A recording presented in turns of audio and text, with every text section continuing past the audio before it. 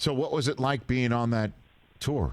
You and another Chicago guy, right? And Bernie Mac, right? Bernie Mac, late Bernie Mac, man. I mean, it was the first time, so many individual comics have been out and, did large arena tours, Eddie Murphy and Dice Clay and Martin Lawrence that I can recall before us, but nobody had quite decided to do it as four guys that show up like four of your favorites, and it kind of shows up in a rock star status. So for us, it was rock star comedy, man. We toured the country. It was great, celebrity driven. People would come up in each city.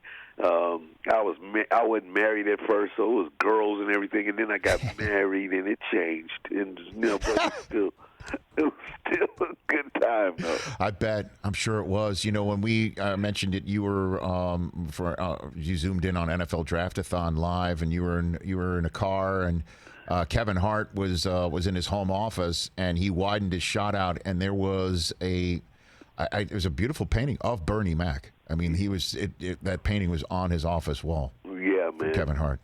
Yeah, Bernie was a legend. He was the same thing. Like for me, I would go first, and then there would be this brief intermission. And so Bernie did his show one night, and then after my intermission, he came into my dressing room and performed for my guest. Like he just, it was impromptu. Came in and did this whole other set. He did a Red Fox impersonation. Oh. It was hilarious. And he just turned around and he was like, "Mac out."